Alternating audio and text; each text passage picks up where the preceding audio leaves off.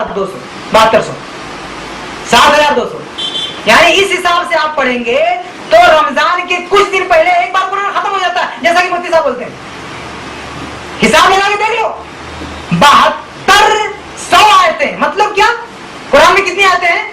6232, और जोड़ो तो 72, यानी आगे भाग जाता, मतलब कुछ दिन पहले 6236, ये आयतें कुछ दिन पहले, अब फिर से बोलना पड़ता है। 72 में से 7200 में से 6236 घटाओ, 964 बचेगा, यानी 964 आयतें फिर से बढ़ी जाती हैं, यानी 2-3 दिन और मिलता है कुरान पढ़ने के लिए। तो मुफ्ती साहब ने जो ये कहा कि उमर फारूक के दौर में एक बार कुरान खत्म होता था, इस एतबार से, इस किताब के एतबार से, उमर फारूक की सीरत के एतबार से कुरान मजीद को हर आयत में इसी एतबार से पढ़ा जाए तो कितनी बार खत्म होता है? एक बार। कब? 8 रकत में। लेकिन अगर 20 रकत में पढ़ो तो क्या खत्म होता है? इसके एतबार से चलो, 30 को आप 20 से ज़रब करो, 600, एक दिन में कितना पढ़ेंगे? 600, और 600 को आप 30 यानी एक महीने से ज़रब करो, कितना होगा? 18,000। कितनी बार कुरान खत्म होगा? 2 बार खत्म होगा, तीसरी बार शुरू हो जाएगा। मुफ्ती साहब बोलते हैं एक ही बार खत्म होता था। अगर आप 20 रकत पढ़ोगे, कुरान कितनी बार खत्म होगा? 2 बार, और तीसरी बार शुरू हो जाएगा। ये कौन बोलते हैं? इनके खिलाफ दावा क्या है भाई? एक बार खत्म होता था, और रमजान के खत्म होने से कुछ दिन पहले ऐसा तभी हो सकता है जब आप 8 रकत पढ़ेंगे। अगर आप 20 पढ़ेंगे तो 2 बार खत्म होगा।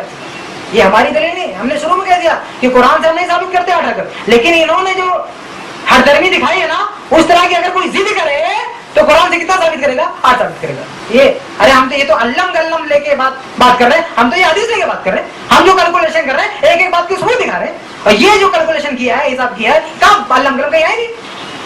तो बहरहाल सही रवायात को देखेंगे, फिर कुरानी आयत को तादाद देखेंगे। तादाद भी आप गिन रहे हो, हम नहीं गिन रहे।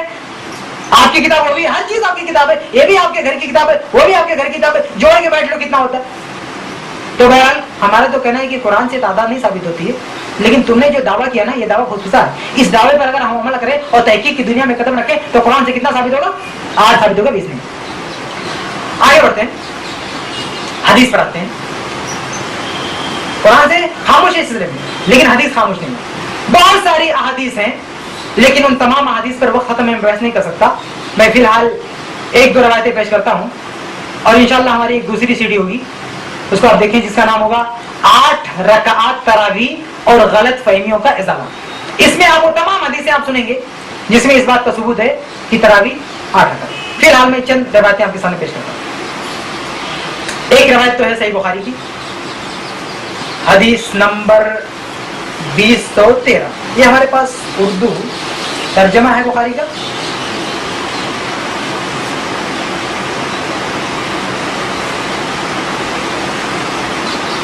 ये हमारे पास उर्दू तर्जमा, और हदीस नंबर इसमें 2013। इसमें क्या है? अम्मा आयशा रज़ियल्लाहु ताला अन्हा से अबू सलमा बिन अब्दुर्रहमान पूछते हैं कि कैफ़ काना सलात रसूलिल्लाह, कि अल्लाह के रसूल सल्लल्लाहु अलैहि वसल्लम की नमाज कैसी होती थी? फ़क़ालत, तो रमजान में पूछा तो उन्होंने कहा फ़क़ालत मा काना यज़ीदु फ़ी रमज़ान वला फ़ी ग़ैरिही अला 11 रकअत। आप रमजान या गैर रमजान में 11 से ज्यादा नहीं पढ़ते थे। ये सही बुखारी की हदीस।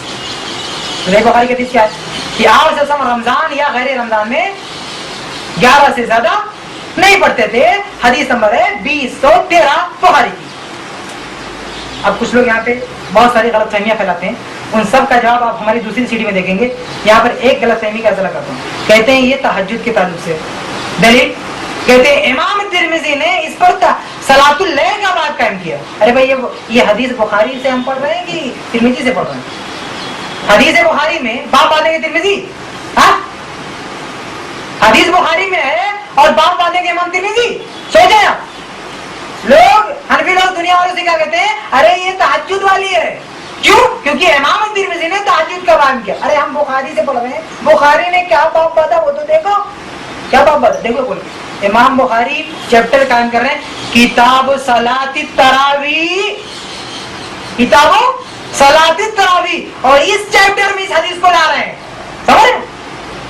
ये नहीं, इस हदीस का ताल्लुक तरावी से, ये इमाम बुखारी की तबीब है। हम हदीस बुखारी से पढ़ रहे हैं। इमाम बुखारी क्या है? امام الدنیا فی فقہ الحدیث کس نے کہا؟ امام ابن حجر نے کہا. یعنی فقہ الحدیث میں سب کے امام ہیں. اور امام بخاری کی فقہ ان کے تراجم میں باب قائم کرنے میں حیرت انگیز ہے. حدیث پر سب سے اچھے ابواب قائم کرنے میں جو معروف و مشہور امام ہے امام بخاری. امام بخاری سے زیادہ ماہر ابواب قائم کرنے میں کوئی نہیں ہے. اس لیے کہا جاتا ہے فقہ البخاری فی تراجم. امام بخاری کی فقہات ان کے چیپٹر میں ہے. تو ایک سب سے بڑا فقیہ اور سب سے بڑا چیپٹر قائم کرنے والا اس پر کیا چیپٹر قائم کرتا ہے؟ صلاۃ التراویح. تو اس لیے یہ بکواس نہیں کرنا چاہیے. یہ تہجد کی یہ ہے. اس پر ہم تفصیلی بحث دوسرے مجلس میں کریں گے. فی الحال یہ ایک دلیل پر ہم اتفاق کرتے ہیں. اس کے علاوہ صحیح مسلم کی حدیث نمبر 736 میں بھی 11 رکعت کی بات ہے.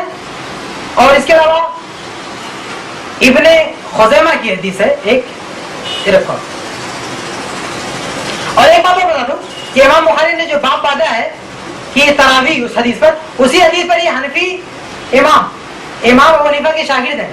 اور امام محمد ان کی موطا